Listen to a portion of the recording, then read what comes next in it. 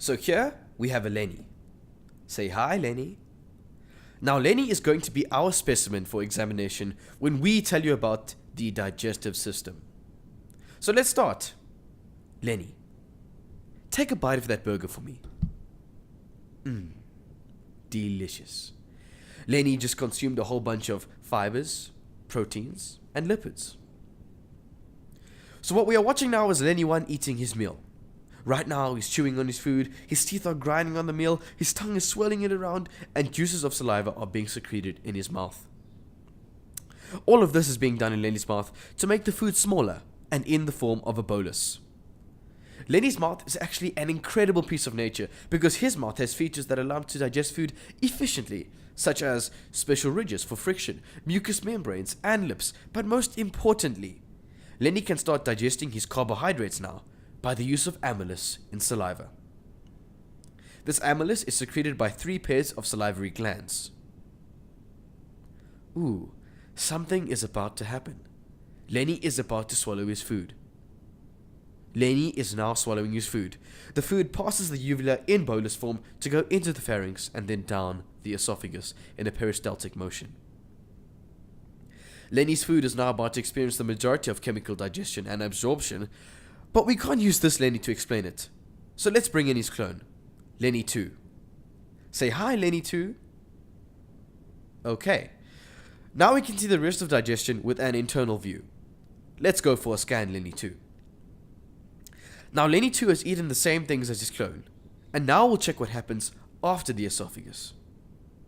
That bolus of delicious food Lenny ate earlier is now knocking on the door of the stomach, and the stomach welcomingly lets it in through the cardiac sphincter. Inside the home of the stomach, Lenny's food is greeted by thick muscular walls, which churn its surrounding gastrin. Gastrin assists in making Lenny's food soluble, but it leaves the stomach in a semi-soluble form called chyme. At this point, Lenny is oblivious as to what is happening in his body, as the chyme knocks on the door of the small intestine. Lenny's small intestine opens the pyloric sphincter and welcomes the chyme in. Lenny's small intestine is broken up into 3 sections, where carbohydrates, proteins, and lipids will be absorbed. The total length of the intestine is around 5 to 6 meters.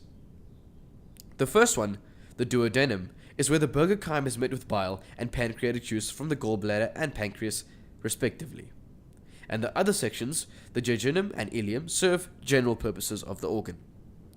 The ileum is separated from the rest of the organ by use of a ring-shaped muscle called the ileocecal sphincter. Now, I did mention those juices and bile earlier, and those are very important, so let's take a minute to talk about them. So most of the bile comes from the gallbladder, but is created in the liver, and most of the juices come from the pancreas, and both of these substances enter the duodenum through the common bile duct. The juices that come from the pancreas are rich with enzymes, but the bile from the liver contains no enzymes, and rather serves purposes of emulsification and neutralization. The pancreas's only role is to secrete digestive enzymes and create them, such as insulin, but the liver serves more than one purpose, which you will see later. Now that we know about the juices in the organ, let's get back to the small intestine. The structure of Lenny's small intestine is very interesting and important throughout because this organ has a layer called mucosa that has villi. The villi are small protrusions that help with the absorption of Lenny's burger. And the layers below that include 3 things. Number 1, submucosa. This is a layer that has a lot of blood vessels, lymph vessels, nerves, and glands. Number 2, a muscle layer. Number 3, a serous membrane of connective tissue.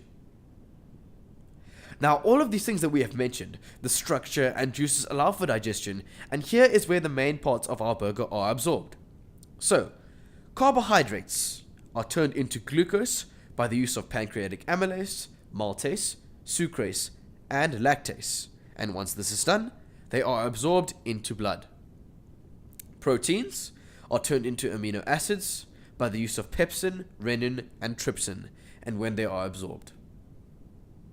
Lipids are turned into fatty acids by the use of lipase, and then they are absorbed into blood as well. This process here pretty much leaves Lenny's burger in waste form because most of the nutrients have been absorbed by the small intestine. So, the remnants of Lenny's burger now move into the large intestine.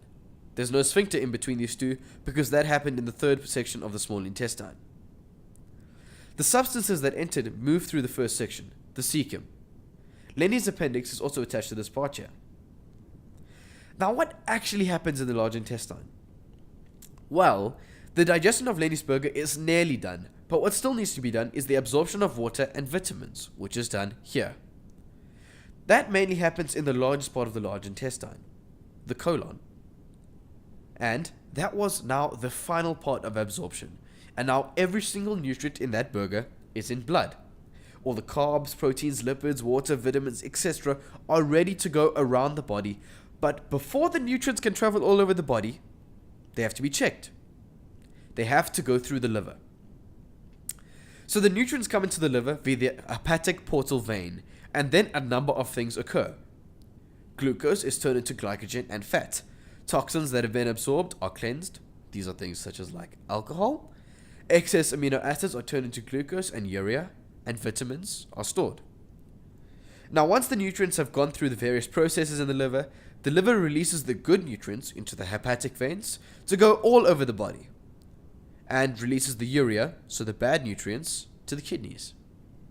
Please note that in real life, the nutrients from the small intestine and the large intestine don't reach the liver at the same time, but for simplicity's sake, that's how we've done it here. So Lenny's body has successfully turned his burger into food that his cells can use. All that has been left in his digestive system is waste. This waste, or feces, is temporarily stored in the rectum before being digested. That was the journey of a burger through Lenny. Thank you for joining us. Goodbye.